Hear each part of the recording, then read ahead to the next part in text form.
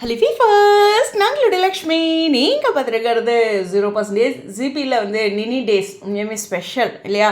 சரி, நம்மளுடைய ரக்ஷா ஹோலா அவங்களுடைய பர்த்டேக்கு ஒரு பியூட்டிஃபுல்லான விஷஸ் வந்து மதன் சைட்லேருந்து கொடுத்துருக்காங்க. சீரியல்லேருந்து அவங்க ஒரு பியூட்டிஃபுல்லான ஒரு பிரதர் சிஸ்டராக இருக்காங்க அப்படிங்கிறது நிறைய இடங்களில் பதிவு பண்ணியிருப்பாங்க. அது ஒரு அழகான சீக்கிரம் 2 பேர் மீட் பண்ணலாம் அப்படிங்கிற மாதிரிலாம் போட்டிருப்பாங்க. ஓகே, ரக்ஷா வந்து ஒரு பியூட்டிஃபுல்லான அப்டேட் கொடுத்துருக்காங்க. சீஸ் ஆர் கலோரிஸ் லான்ச்சிங் சூன் அப்படின்ட்டு, அதாவது ஃபஸ்ட்டு பர்த்டேக்கு விஷ் பண்ண எல்லாத்துக்குமே நன்றி சொல்லியிருக்காங்க.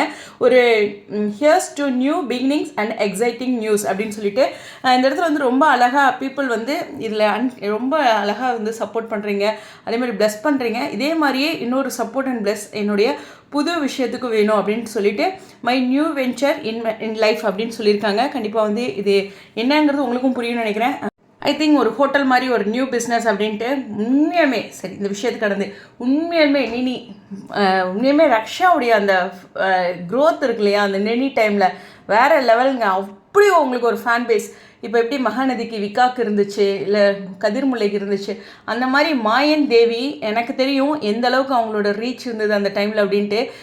கோவிட் வந்து நிறைய பேர்த்தோட வாழ்க்கையை மாற்றிருக்கு அப்படின்னு சொல்லுவோம்ல, அந்த மாதிரி இவங்களுடைய லைஃப்பை தலைகீழ ஆக்கிடுச்சு இல்லைன்னா. அந்த மாயன் தேவி என்னன்னாங்க ஒரு மாதிரி டைவர்ஸ் சம்திங் ஏதோ ஒரு ட்விஸ்ட் பண்ணியிருந்தாங்க. அவங்களுக்குள்ள ஒரு அழகான காதல் அது இனிமேல் கண்ணு முன்னாடியே நிற்கிது. அவங்களோட சீன்ஸ் எல்லாமே இந்த பிக் பார்க்கும்போது சொல்லும்போது எல்லாம். ஸோ ரொம்ப மிஸ் பண்ணுறோம் ரக்ஷாவை. கண்டிப்பாக சீரியலில் அவங்களை எதிர்பார்க்குறோம். அதுவும் விஜய் டிவியில் தான் இன்னும் சந்தோஷம்.